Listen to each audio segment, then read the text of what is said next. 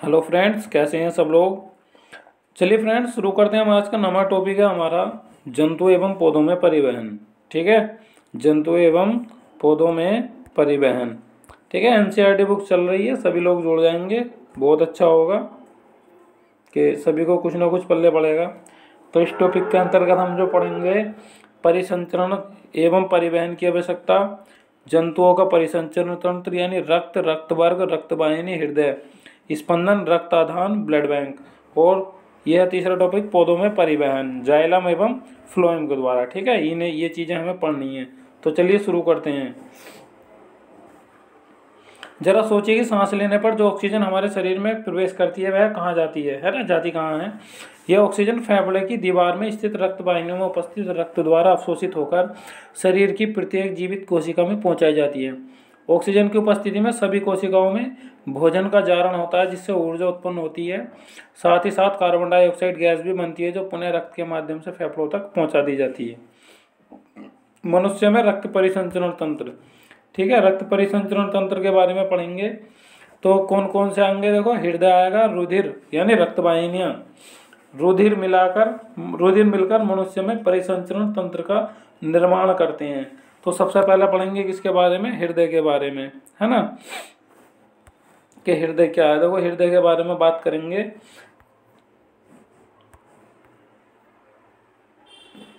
ठीक है फ्रेंड्स, अब हम बात करेंगे हृदय के बारे में कि हृदय क्या है। मनुष्य का हृदय गुलाबी रंग का त्रिकोणाकार पेशीय संरचना है। ठीक है, जिसका आकार लगभग मुट्ठी के बराबर होती है। यह वक्ष गुहा में बाईं ओर स्थित होता है। हृदय में 4 कक्ष पाए जाते हैं। ठीक है, हृदय में 4 कक्ष पाए जाते हैं। 2 कक्ष ऊपरी भाग जिन्हें अलिंद, है ना, 2 कक्ष क्या होते हैं हमारे, ऊपरी भाग जिन्हें अलिंद कहा जाता था, 2 निचले भाग में जिन्हें निलय कहा जाता है। हृदय के दाएं भाग, है ना, हृदय के दाएं भाग में दाएं अलिंद दाएं निलय में कार्बन डाइऑक्साइड युक्त रक्त तथा बाएं भाग बाएं अलिंद या बाएं निलय में ऑक्सीजन युक्त रक्त बहता है। ठीक है, ये ध्यान रखना है। दोनों अलिंद व दोनों निलय लयबद्ध तरीके से सिकुड़ते तथा फैलते हैं, जिनमें क्रमशः संकुचन एवं शिथिलन कहते हैं। इस कारण धक धक की आवाज सुनाई देती है, जिसे हृदय स्पंदन या धड़कन कहते हैं। ठीक है, स्वस्थ मनुष्य के शरीर में सामान्यतः 1 मिनट में लगभग 72 बार स्पंदन करता है। कितनी बार, देखो, 1 मिनट में कितनी बार धड़कता है स्वस्थ मनुष्य का हृदय, 72 बार धड़कता है। अब देखो हृदय क्या होता है। देखो, हृदय के बारे में पूरा पढ़ेंगे, थोड़ा अलग से भी बताऊंगा। तो ये हमारा हृदय है ना। संकुचन की अवस्था में रक्त हृदय से पंप होता है, जबकि शीतलन की अवस्था में रक्त हृदय में भरता है। हृदय में रक्त शरीर के विभिन्न भागों से नलिकाओं सिराओं द्वारा आता है तथा हृदय से, है ना, धमनी द्वारा, ज्यादातर ये धमनी और सिराएं चलती हैं। ठीक है, तो सिराओं द्वारा आता है शुद्ध, और धमनियों द्वारा शरीर के विभिन्न भागों में पहुंचता है। तो सिराओं में अशुद्ध रक्त बहता है और धमनियों में शुद्ध रक्त बहता है। अब देखो कौन कौन सी में शुद्ध और कौन कौन सी में अशुद्ध, देखो बात करते हैं। ये हृदय के 4 भाग होते हैं। देखो ये दिए हैं ना इस तरीके से, हम इसको और इसके ऊपर ही एक अच्छा सा भाग बना लेते हैं। देखो इस तरीके से बनाते हैं इसको, ये इस तरीके से ऐसा मान लो इसको, ये है ना। अब इसमें क्या होंगे, ये इस तरीके का भाग होंगे और ये भाग होगा ये वाला। जब हृदय की बात करें तो देखो ये महाशिरा आ गई इधर से, है ना, इस तरीके से। अब ये 2 निलय हो गए, ये अलिंद हो गया, है ना, ये अलिंद हो गया और ये निलय हो गए। इसका निलय के बाद क्या होता है, यहाँ पर 2 द्विवल्नी कपाट लगे हुए होते हैं, देखो दोनों के दोनों में। ठीक है, ये इस तरीके से जो है कुछ इसकी आकृति बनी हुई होती है। देखो फ्रेंड, जितना हमें दिया उतना ही पढ़ेंगे, तो इसमें सब कुछ दिया है, थोड़ा पढ़ लेते हैं इसके बारे में। थोड़ा मैंने संरचना उसी वाले दिल की तरह बना के दिखा दी है, जो कि आजकल ज़्यादा प्रचलन में है। ठीक है, तो चलिए आगे पढ़ते हैं। शरीर के विभिन्न भागों से कार्बन डाइयुक्त रक्त अशुद्ध यानी सिराओं द्वारा हृदय के दाएं अलिंद में जाता है और दाएं अलिंद से यह दाएं निलय में पहुंचता है, जहां से यह फुफ्फुस धमनी द्वारा फेफड़ों में भेजा जाता है। ठीक है, कहाँ पे भेजा जाता है, फुफ्फुस धमनी में। तो फुफ्फुस धमनी में क्या होता है, अशुद्ध रक्त बहता है। ये हमने एक बात बताई थी कि शुद्ध रक्त कहाँ बहता है, शुद्ध बहता है धमनी में, ठीक है, धमनियों में, और अशुद्ध बहता है सिराओं में, है ना, सिराओं में, इनमें। अब एक बात और है कि जो पल्मोनरी है ना, पल्मोनरी होती है ना, जो फुफ्फुस सिरा में शुद्ध रक्त बहता है और फुफ्फुस धमनी में अशुद्ध रक्त बहता है। ध्यान रखनी है, ये अपवाद हैं इसके। कौन कौन से, जो फुफ्फुस धमनी होती है उसमें अशुद्ध रक्त, और जो फुफ्फुस सिरा होती है उसमें शुद्ध रक्त बहता है। इतना इसका अपवाद है, ध्यान रखना है ना। तो जहाँ से फुफ्फुस धमनी द्वारा फेफड़ों में भेजा जाता है, फेफड़ों में कार्बन डाइऑक्साइड तथा ऑक्सीजन का आदान प्रदान होता है, जिससे ऑक्सीजन युक्त रुधिर फुफ्फुस सिरा द्वारा हृदय के बाएं अलिंद में लाया जाता है। बाएं अलिंद से यह बाएं नीले में पहुंचता है। बाएं नीले से ऑक्सीजन युक्त रक्त धमनियों द्वारा शरीर के विभिन्न भागों तक पहुंचता है। इस प्रक्रिया को हम चार्ट फ्लो से दिखा सकते हैं। देखते हैं क्या है चार्ट फ्लो। देखो ये रहा, तो सबसे में सिरा में आया, है ना, ये फुफ्फुस धमनी है, ये हृदय में पहुंच गया, है ना, ये धमनी से ये कोशिकाएं होती हैं, और ये फुफ्फुस सिरा आ गई, ये क्या आ गए, हमारे फेफड़े आ गए, ठीक है, ये फेफड़े हैं हमारे। थोड़ा सा उल्टा करके दिखाया, ये सिरा है, ये धमनी है, ये फुफ्फुस धमनी, और ये फुफ्फुस सिरा है। तो फुफ्फुस धमनी में जो अशुद्ध बहता है ना, और इसमें फुफ्फुस सिरा में शुद्ध रक्त बहता है। और जबकि शुद्ध रक्त धमनियों में बहता है और अशुद्ध रक्त सिराओं में बहता है। तो ये दोनों चीजें क्या हैं, ये अपवाद बनी हुई हैं, ठीक है। अब देखते हैं क्या है चार्ट। देखो कितना अच्छा दिया है।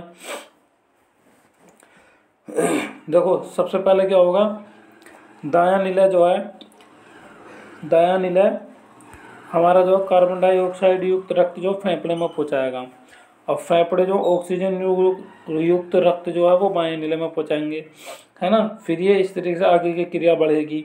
फिर ऑक्सीजन युक्त रक्त जो है, जो हमारा शरीर के सभी अंगों को जाएगा, फिर दाएं अलिंद में जाएगा, दाएं अलिंद से दाएं नीले में पहुंच जाएगा। ये क्रिया जो हमारी चलती रहती है। बढ़ते हैं नेक्स्ट। शरीर में फुफ्फुस यानी पल्मोनरी धमनी अपवाद है। देखो मैंने पहले ही बताया था, शरीर में फुफ्फुस को बोलते हैं पल्मोनरी इंग्लिश में। तो धमनी जो अपवाद है, इसमें कार्बन डाइयुक्त रुधिर बहता है, एवं फुफ्फुस पल्मोनरी सिरा में, यानी पल्मोनरी सिरा में जो ऑक्सीजन युक्त रक्त बहता है। यदि आप अपने बक्स के बाएं तरफ हाथ रखें तो हृदय की धड़कनों को महसूस कर सकते हैं। चिकित्सक आपके हृदय स्पंदनों को मापने के लिए आला, तो सामान्य भाषा में क्या कहते हैं इसको, आला, और वैसे कहें तो स्टेथोस्कोप नामक यंत्र का प्रयोग किया जाता है। तो हृदय की धड़कन मापने के लिए स्टेथोस्कोप का प्रयोग किया जाता है, ठीक है। अब देखो ये प्रयोग, ये हमें क्रियाकलाप वगैरह नहीं करना, आगे पढ़ते हैं। रुधिर वाहिनियाँ, हृदय से शरीर के विभिन्न भागों को रक्त ले जाने तथा हृदय में वापस लाने के लिए वाहिनियाँ पाई जाती हैं, जिन्हें हम रुधिर वाहिनियाँ कहते हैं। ये वाहिनियाँ हैं धमनी, सिराएं, कोशिकाएं। धमनियों की बात करते हैं, तो वो धमनियों का रंग की बात आती है। कभी कभी बच्चे पूछ लेते हैं कि धमनियों का रंग, तो ये गहरे लाल रंग की दिखाई देती हैं धमनियाँ, जिनमें कि शुद्ध रक्त बहता है, और हरे रंग की जो होती हैं वो सिराएं होती हैं, जिनमें कि अशुद्ध रक्त बहता है। तो ये गहरे लाल रंग की दिखाई देती हैं, जो ऑक्सीजन युक्त रक्त को हृदय से शरीर के विभिन्न अंगों में ले जाती हैं। ये शरीर की गहराई में स्थित होती हैं। इनकी दीवारें मोटी लचीली होती हैं, क्योंकि इनमें रक्त अधिक दबाव से बहता है। सिराएं, सिराओं की बात करते हैं। देखो सिराएं ये नीले रंग की दिखाई देती हैं, है ना, नीले हरे रंग की। शरीर में कम गहराई सतह यानी ऊपरी सतह में स्थित होती हैं। इन्हें हम त्वचा के नीचे आसानी से देख सकते हैं। ये कार्बन डाइऑक्साइड युक्त रक्त को शरीर के विभिन्न अंगों से हृदय में ले जाती हैं, ठीक है।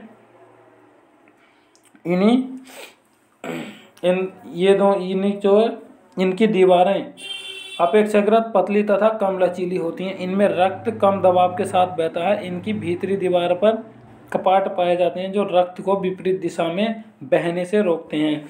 मान लो इस तरीके से है, ये हमारा बनाकर दिखाता हूँ। मान लो ये वाली हमारी क्या है, धमनियाँ हैं। ये हमारी क्या है, धमनी है। अब धमनी में वो रक्त इधर को बह रहा है, तो कपाट किस दिशा में काम करेंगे, है ना, इस दिशा में इस तरीके से कपाट होंगे ये इस तरीके से। तो क्या होंगे कि रुधिर जो जिससे कि वापस ना आए तो उसको जो वापस रोक जाने से रोक देते हैं यहीं पे। तो क्या होता है, जिधर को रुधिर है उधर को मुड़ी रहती हैं, अगर वापस आता है तो ये रोक लेती हैं। ठीक है फ्रेंड्स, पढ़ते हैं नेक्स्ट। कोशिकाओं की बात करते हैं। कोशिकाएं क्या होती हैं?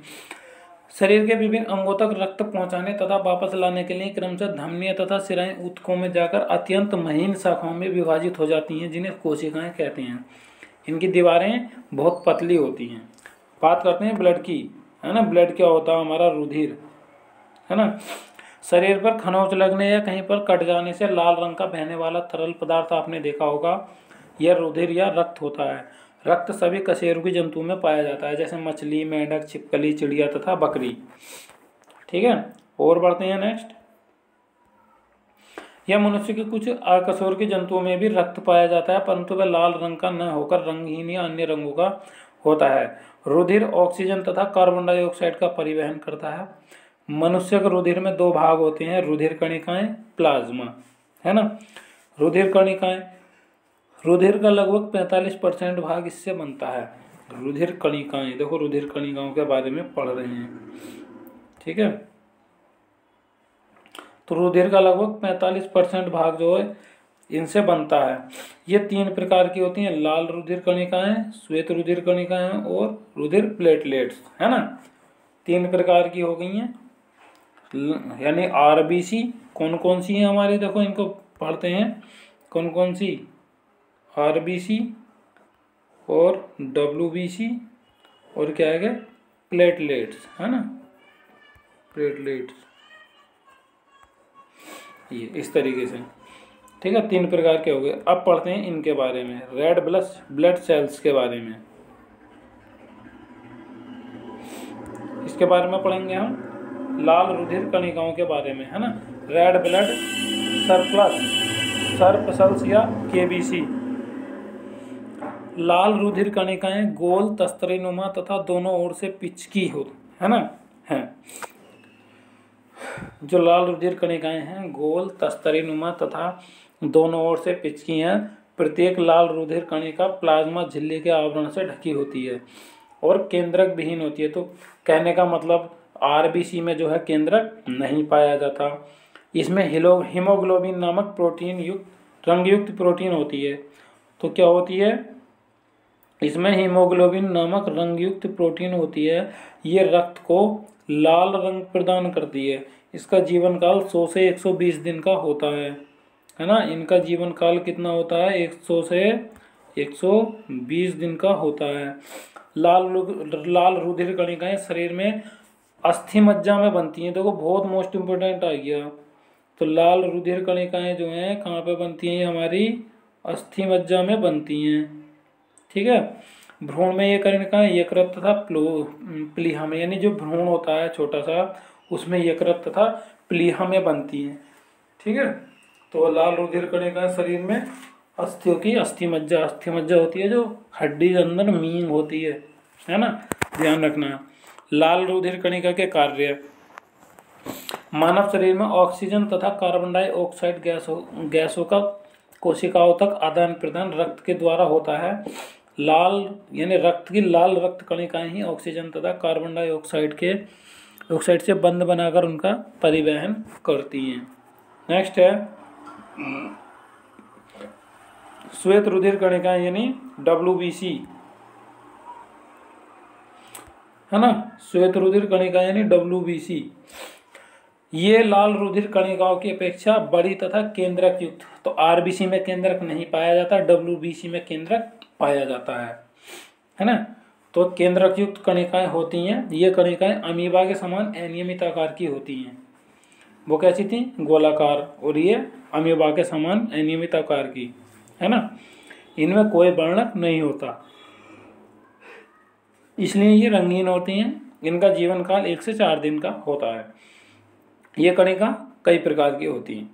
अब देखो श्वेत रुधिर कणिकाओं के कार्य, देखो इनके कार्य क्या होते हैं, क्या क्या काम करती हैं ये। शरीर को जब भी कोई रोगाणु या दूसरा परजीवी प्रभावित करता है तो श्वेत रुधिर कणिकाओं की संख्या में वृद्धि हो जाती है। देखो कितनी अच्छी लाइन पल्ले पड़ी है हमारे। शरीर को जब भी कोई रोगाणु या दूसरा परजीवी प्रभावित करता है तो श्वेत रुधिर कणिकाओं की संख्या में वृद्धि हो जाती है। ये प्रतिरक्षा कार्य करती हैं जिससे शरीर में रोग उत्पन्न ना हो। श्वेत रुधिर कणिकाएं शरीर में रोगाणुओं का भक्षण करती हैं। ठीक है, इस बात का ध्यान रखना है। अब आते हैं रुधिर प्लेटलेट्स या थ्रोम्बोसाइट्स, इनके बारे में पढ़ते हैं, है ना। रुधिर प्लेटलेट्स या थ्रोम्बोसाइट। रुधिर प्लेटलेट्स आकार में बहुत छोटी केंद्रक विहीन द्वितलीय यानी वाई कन्वेक्स प्लेटनुमा होती हैं। एक घन मिलीमीटर रक्त में इनकी संख्या लगभग 2 लाख से 50 लाख तक होती है। कितनी संख्या है भाई इनकी? 2 लाख से 50 लाख। ठीक है, इनकी संख्या 2 लाख से 50 लाख तक होती है। इनका जीवन काल 8 से 10 दिन का होता है। ठीक है, अब रुधिर प्लेटलेट्स के कार्य देखते हैं। जो प्लेटलेट्स के कार्य हैं वो देखते हैं। रुधिर प्लेटलेट्स रुधिर का थक्का बनाने में सहायता करती है, जो चोट लगने के कारण लगातार होने वाले रुधिर बहाव को अनियंत्रित करने में सहायक होता है। कुछ और जानते हैं, है ना।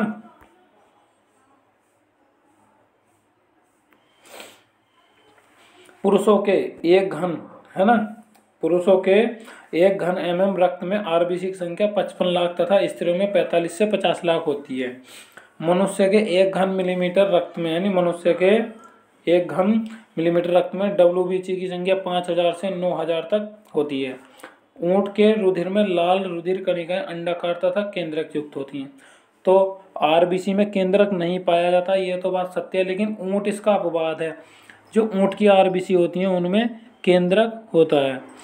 ठीक है, अब आते हैं डेंगू का नाम आजकल काफ़ी चर्चित है, जो विशेष जाति के मच्छर काटने से होता है। प्लेटलेट्स की संख्या इस रोग में कम होने लगती है। इन संख्या की जानकारी से यह रोग का पता लगता है। ठीक है, टाइफाइड हो, डेंगू हो, तो इनसे जो है इस चीज़ से पता लग जाता है कि हमारे प्लेटलेट्स कम हो रहे हैं। आते हैं रुधिर प्लाज्मा, ब्लड प्लाज्मा की बात करते हैं, है ना। यह आता हमारा रुधिर प्लाज्मा, पदार्थ की चौथी अवस्था। क्या कहते हैं प्लाज्मा को? पदार्थ की चौथी अवस्था।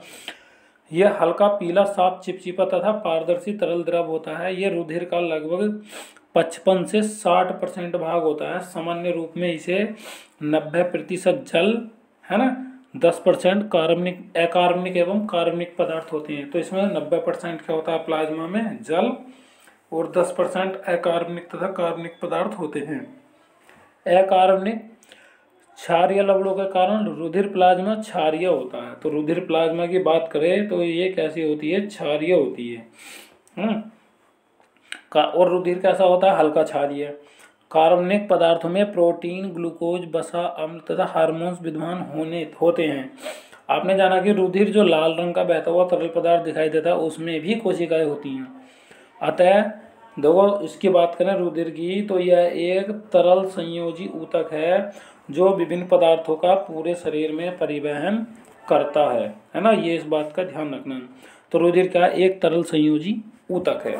बढ़ते हैं नेक्स्ट, रुधिर का जमना तथा इसके लाभ। रुधिर का जमना तथा इसके लाभ, है ना। शरीर के किसी अंग के कट जाने पर रुधिर बहने लगता है।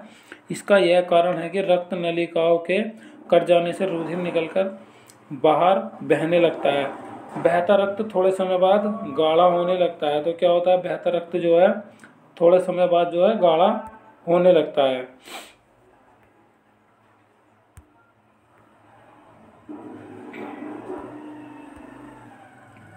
ध्यान रखना है ना। और अंत में एक, ठीक है, परत की तरह कटे स्थान के ऊपर जम जाता है। परंतु दुर्घटनाओं की स्थिति में जब रक्त का बहाव ज़्यादा होता है तब रुधिर जमने की प्रक्रिया नहीं हो पाती, जिससे निरंतर रक्त बहने की स्थिति में मृत्यु की संभावना बढ़ जाती है। अब रुधिर कैसे जम जाता है इसके बारे में पढ़ते हैं। ठीक है, इसके बारे में पढ़ते हैं सही से। रुधिर का जमना एक रासायनिक क्रिया है। देखो भौतिक परिवर्तन, रासायनिक परिवर्तन की बात करें तो रुधिर का जमना एक रासायनिक क्रिया है। रुधिर के जमने की संपूर्ण प्रक्रिया विभिन्न चरणों में पूरी होती है। शरीर क्षतिग्रस्त स्थान की रुधिर कोशिकाएं फट जाती हैं और रुधिर बहकर वायु के संपर्क में आता है। क्षतिग्रस्त ऊतकों के रुधिर की प्लेटलेट से विघटित होने से एक तत्व बनता है जिसे प्लाज्मा में उपस्थित फाइब्रिनोजिन कौन सा है, फाइब्रिनोजिन नामक निष्क्रिय प्रोटीन, है ना, फाइब्रिनोजिन नाम का निष्क्रिय प्रोटीन ठीक है, फाइब्रिन में बदल जाती है, जो रेशे की भांति होती है। अनेक फाइब्रिन के रेशे क्षतिग्रस्त स्थान के ऊपर जाल के रूप में जम जाते हैं। इन कोशिकाओं में रक्त कणिकाएं यानी आरबीसी और डब्ल्यूबीसी उलझ जाती हैं और क्षतिग्रस्त स्थान पर लाल थक्का जम जाता है और रक्त बहना रुक जाता है। थोड़े समय बाद क्षतिग्रस्त स्थान से फाइब्रिन जाल एक हल्के पीले रंग का द्रव निकलता है।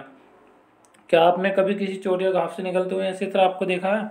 इसे क्या कहते हैं, सीरम कहते हैं, है ना, क्या कहते हैं इसको, सीरम। चोट लग गई, चोट लगने के बाद खून निकला, खून निकलने के बाद उसे हाथ लगा के, मान लो छोटी सी चोट लगी है तो रोक दिया, रोकने के बाद एक थक्का सा जमा और फिर उसके ऊपर एक हल्के से पीले रंग का द्रव आ जाएगा, तो वो क्या कहलाएगा, हमारा सीरम कहते हैं उसे। बस इतना ध्यान रखना है। सीरम कई तरीके के होते हैं, बालों को सीधे करने वाला सीरम, है ना, और हमारे देश में एक सीरम इंस्टीट्यूट भी है। कई तरीके के सीरम होते हैं, है ना। और बढ़ते हैं आगे। रुधिर वर्ग, शरीर में रक्त की कमी होने पर घायल यानी ऑपरेशन के समय डॉक्टर कहता है कि घायल यानी डॉक्टर घायल के शरीर में रक्त चढ़ाता है। इसके लिए पहले डॉक्टर रक्त देने वाले रुधिर वर्ग की जानकारी कैसे करते हैं। इस संबंध में सबसे पहले कार्ल लैंडस्टीनर ने, देखो रुधिर वर्ग की जो खोज की थी वो की थी कार्ल लैंडस्टीनर ने, है ना। खोज के फलस्वरूप पता लगाया कि रुधिर देने वाले तथा लेने वाले व्यक्ति का रक्त वर्ग समान होना चाहिए। यदि दोनों के रुधिर वर्ग समान नहीं है तो रक्त देने वाले यानी दाता का रक्त ग्राही के रक्त में पहुंचकर रुधिर का थक्का बना देता है, जिससे रुधिर प्रवाह रुक जाता है। इस अवस्था में ग्राही की मृत्यु भी हो जाती है। आखिर ऐसा क्यों होता है? प्रत्येक व्यक्ति के रक्त में आखिर क्या अंतर होता है? उपयुक्त खोज में यह बताया गया है कि मनुष्य के रुधिर में दो प्रकार के प्रोटीन पदार्थ होते हैं। कौन कौन से? प्रतिजन और प्रतिरक्षी, यानी एंटीजन और एंटीबॉडी, है ना। यानी एंटीजन लाल रुधिर कणिकाओं यानी एंटीजन जो होते हैं आरबीसी की जीव कला की बाहरी सतह पर स्थित होते हैं। ये दो प्रकार के होते हैं, एंटीजन ए तथा antigen B, sorry antigen A, हाँ एंटीजन बी, ठीक है। और एंटीजन के लिए बड़ा अक्षर ए तथा बी संकेत प्रयोग करते हैं, है ना। यानी एंटीजन जो होते हैं, सॉरी एंटीबॉडी रुधिर प्लाज्मा में पाए जाते हैं। ये दो प्रकार के होते हैं, एंटीबॉडी ए यानी स्मॉल ए और एंटीबॉडी स्मॉल वी। और पढ़ते हैं इनके बारे में।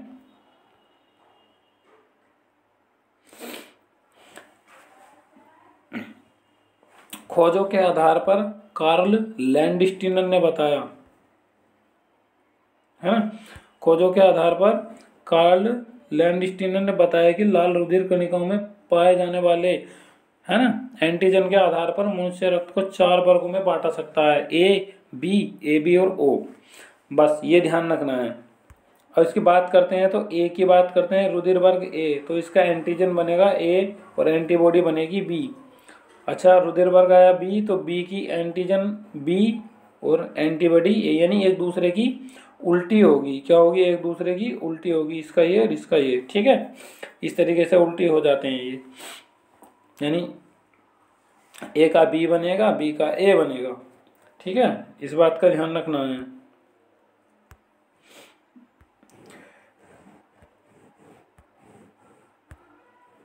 इसका ये बन जाएगा, इसका ये बन जाएगा। और ए बी यानी इसका एंटीजन क्या बनेगा हमारा? ए बी का, यानी ए और बी बन सकते हैं, लेकिन एंटीबॉडी इसकी कोई नहीं मिलेगी। ओ का कोई नहीं होता, और ए तथा बी इसके एंटीबॉडी होती है, एंटीजन कुछ नहीं होता है।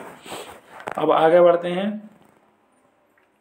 रुधिर के थक्के के समान जमना अभिलेषण तभी से होता है जब प्रतिजन ए तथा प्रतिरक्षी ए के साथ उपस्थित, अथवा बी प्रतिजन बी तथा प्रतिरक्षी बी एक साथ उपस्थित हों। इनके ही अभिलेखन के कारण रक्त कोशिकाएं, है ना। कहने का मतलब जैसे हमारे बैटरी होती है ना, बैटरी में 2 प्लग होते हैं, एक तो प्लस होता है, एक माइनस होता है ना। और दो बैटरी अगर हमें संयोजित करनी है तो इस तरीके से बैटरी अगर हमें संयोजित करनी है तो इसके बारे में पढ़ते हैं। देखो, मान लीजिए हमें 2 बैटरी संयोजित करनी है, तो ये प्लस ये माइनस, दूसरा प्लस और दूसरा माइनस। तो क्या करना पड़ता है कि ब्लड वाला भी इस तरीके से होता है। अगर तो इस वाले प्लस को कहाँ जोड़ेंगे, इस वाले माइनस के साथ जोड़ेंगे, तभी इन दोनों के करंट कहाँ जा पाएंगे, किसी उपकरण वगैरह में। तो उसी तरीके से एंटीजन ए का एंटीबॉडी क्या बनेगा, बी, और एंटीजन बी का एंटीबॉडी ए बनेगा, है ना। इस तरीके से जो वो आपस में एब्जॉर्ब कर लेते हैं, ठीक है। तो इनके अभिलेषण के कारण रक्त कोशिकाएं वाहिनी अवरुद्ध हो जाती हैं तथा रक्त का बहाव रुक जाता है। अब क्या होगा, यानी ए के साथ ए लगा दिया तो क्या हो जाएगा, थक्का बन जाएगा और रक्त का बहाव रुक जाएगा, जिसके कारण रक्तग्राही मनुष्य की मृत्यु हो जाती है। रुधिर वर्ग का महत्व। रुधिर वर्ग की जानकारी से रक्तदान जैसा महत्वपूर्ण कार्य समाज के लिए वरदान साबित हुआ है। इसमें आपको तथा जरूरतमंद बीमारों को रक्तदाताओं तथा ब्लड बैंकों से भी रक्त मिल जाता है। रुधिर वर्गों की जानकारी से चिकित्सा में सहायता मिलती है। बात करते हैं ब्लड बैंक की। वैसे तो ब्लड बैंक के शरीर में ब्लड बैंक क्या होता है, हमारा शरीर में ब्लड बैंक क्या होता है इसके बारे में देखते हैं। तो शरीर में जो ब्लड बैंक होता है हमारा, किसको बोलते हैं, शरीर का ब्लड बैंक होता है हमारा प्लीहा, है ना। ये क्वेश्चन यूपी एडिट का जो एग्ज़ाम गया है अभी, उसमें पूछा गया था। तो ब्लड बैंक क्या है हमारा, प्लीहा को कहते हैं शरीर का। लेकिन इस वाले बैंक की बात नहीं कर रहे, दूसरे बैंक की बात कर रहे हैं। तो जब आप रक्तदान के महत्व को जान चुके हैं, ऐसा केंद्र जहां रक्त मिलता है ब्लड बैंक या रुधिर बैंक कहलाते हैं। रुधिर बैंक प्रत्येक जिला अस्पताल में खोला गया है। इनके अलावा रुधिर बैंक बड़े बड़े चिकित्सालयों में भी खोले गए हैं। इन अस्पताल में, है ना, इन अस्पतालों में दाताओं का रुधिर लेकर रुधिर वर्ग को ज्ञात किया जाता है। रुधिर वर्ग निर्धारित होने के बाद रक्त को आधुनिक उपकरण एवं विधियों द्वारा, है ना, आधुनिक उपकरण एवं विधियों द्वारा 4.5 डिग्री सेंटीग्रेड या 40 डिग्री फ़ारेनहाइट पर कांच की प्लास्टिक की वायुरुद्ध बोतलों में सुरक्षित रखा जाता है। रुधिर को रुधिर बैंक में संरक्षित रखने के लिए उसमें सोडियम साइट्रेट मिलाकर, देखो कहाँ से क्वेश्चन पूछ सकता है, वो बड़े ही ध्यान से सोचने वाली बात है ना। रुधिर बैंक में, है ना, रुधिर बैंक में रुधिर को बैंक को संरक्षित रखने के लिए उसमें सोडियम साइट्रेट मिलाकर रखा जाता है। क्या मिलाकर रखा जाता है, सोडियम साइट्रेट। इस प्रकार रखा गया रुधिर 30 दिन तक सुरक्षित रहता है। आवश्यकता पड़ने पर इस रुधिर को घायल रोगी के, है ना, रुधिर वर्ग से मिलान करने के बाद चढ़ाया जाता है। वह संस्था स्थान जहाँ पर विभिन्न वर्गों के रुधिर सुरक्षित एवं संग्रहित रहते हैं रुधिर बैंक कहलाती है। विश्व का सबसे प्रमुख रेड क्रॉस सोसाइटी है। तो सबसे बड़ा रुधिर बैंक जो है वो क्या है, रेड क्रॉस सोसाइटी है, ध्यान रखना। रक्त का आदान एवं रक्तदान। अब रक्तदान क्यों करते हैं इसके बारे में पढ़ते हैं। रुधिर बैंक में रुधिर की निरंतरता बनी रहे इसलिए रुधिर दान की आवश्यकता पड़ती है। रुधिर दान एक स्वस्थ नागरिक से लेकर निजी संगठन कार्यकर्ता द्वारा किया जाता है। रुधिर देने वाले व्यक्ति के रुधिर का परीक्षण किया जाता है। रुधिर परीक्षण अनेक गंभीर बीमारी से मुक्त रक्त प्राप्त करने के लिए किया जाता है, जैसे HIV, है ना, HIV टेस्ट, हेपेटाइटिस बी और सी, यानी ये पीलिया और एक काला पीलिया होता है, VDRL, सिफिलिस तथा मलेरिया मुक्त होने का परीक्षण होता है ना। पॉजिटिव परीक्षण आने पर उस व्यक्ति का रक्त नहीं लिया जाता है। इस तरह विषाणु, जीवाणु तथा प्रोटोजोआ से मुक्त रुधिर ही रुधिर बैंक में संरक्षित किया जाता है। रुधिर दान के लिए इच्छुक व्यक्तियों से रुधिर लेने के लिए रुधिर दान कैंप लगाए जाते हैं। रेड क्रॉस सोसाइटी सभी सरकारी अस्पतालों एवं बड़े निजी चिकित्सालयों में रुधिर एकत्रित करने की व्यवस्था होती है। एकत्रित एवं सुरक्षित रुधिर आवश्यकता पड़ने पर रोगियों को उपलब्ध कराया जाता है। शरीर में रुधिर की कमी होने से एनीमिया नामक रोग हो जाता है। देखो आगे कहानी, शरीर में रुधिर की कमी होने से एनीमिया नामक रोग हो जाता है। ध्यान रखना कौन सा रोग होता है हमारा, एनीमिया, ठीक है, एनीमिया का ध्यान रखना, एनीमिया नाम का रोग हो जाता है। और रक्त का आदान प्रदान कैसे करेंगे पढ़ते हैं इसके बारे में। किसी मनुष्य के रक्त में रक्त की कमी हो जाने से अलग से रक्त चढ़ाकर रक्त की कमी को पूरा किया जाता है। इस क्रिया को रुधिरादान कहते हैं। इस प्रक्रिया में दाता तथा ग्राही दोनों के रक्त वर्ग को सम्मेलन किया जाता है, जैसा कि तालिका में दिखा गया है। पहले रोगी का रक्त वर्ग ज्ञात किया जाता है। रुधिर बैंक से उपलब्ध कराए गए समान रुधिर वर्ग के रोगी को वर्ग के रक्त के रोगी के शरीर में आवश्यकता अनुसार चढ़ाया जाता है। रुधिर बैंक से प्राप्त रक्त को रोगी को देने से पूर्व भलीभांति देखा जाता है कि वह HIV यानी मानव प्रतिरक्षा अपूर्णता विषाणु से मुक्त है। आजकल परिरक्षित रक्त की बोतलों पर HIV मुक्त होने का प्रमाण भी लिखा रहता है। इनके अतिरिक्त रक्त जीवाणु, प्रोटोजोआ, कवकों से भी मुक्त होना चाहिए। ऐसा ही रक्त रोगी के शरीर में डॉक्टर की देख रेख में चढ़ाया जाना चाहिए।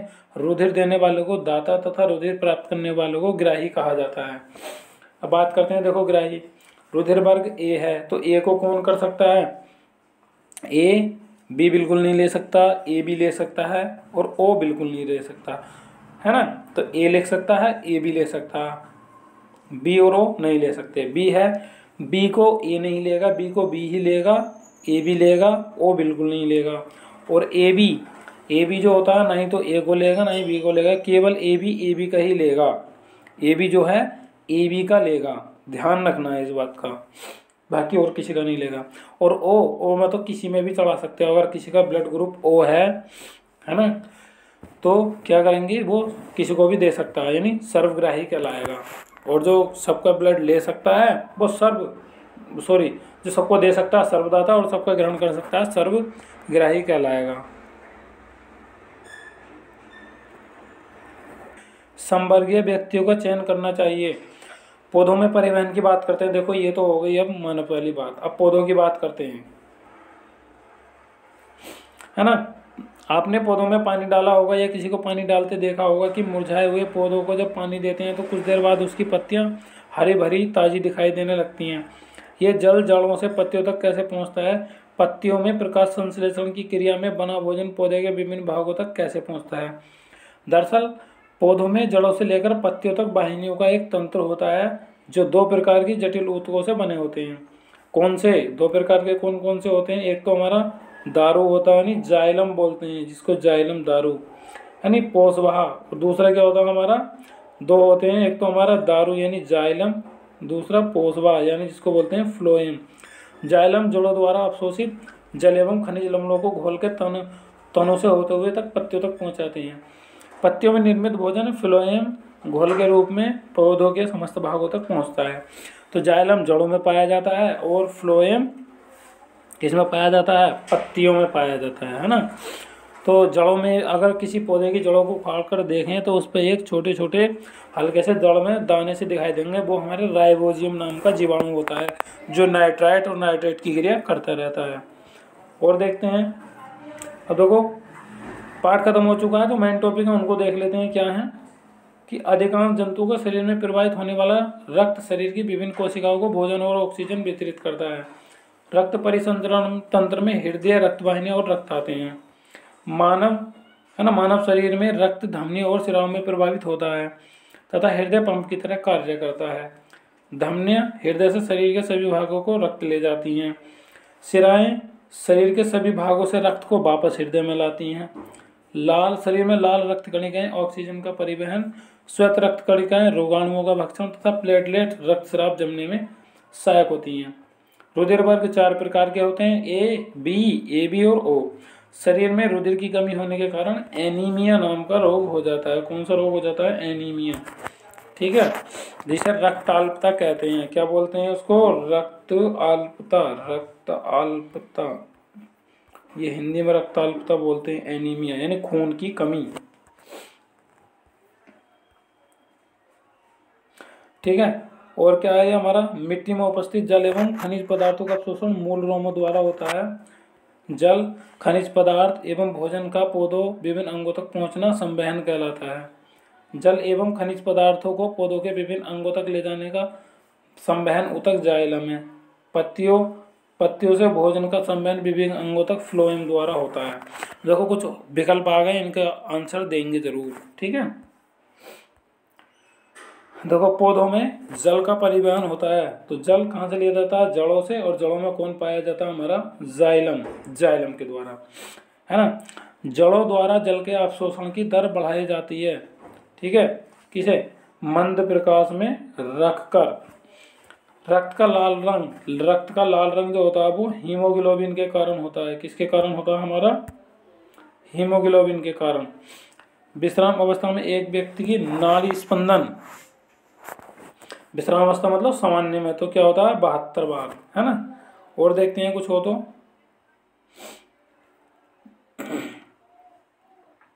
खालिस्तान वगैरह देख लेते हैं एक बार, भर लियो, वरना तो हम आगे जो मिलान वाले क्वेश्चन है खालिस्तान वैसे कभी नहीं आते हैं।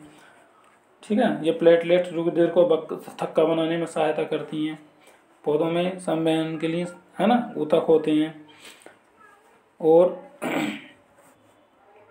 स्तंभ मिलाते हैं। चलो ठीक है, ये मोस्ट इंपोर्टेंट आते हैं क्योंकि ये एग्जाम में हमें कई बार देखने को मिलते हैं।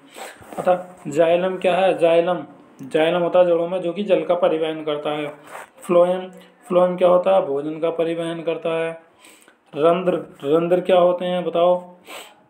श्वेत रुधिर कणिकाएं जो रोगाणुओं का भक्षण करती हैं। स्टेथोस्कोप से हृदय के स्पंदन यानी हृदय स्पंदन मापते हैं। और रंध्र क्या करते हैं, रंध्र करते हैं वाष्प का उत्सर्जन।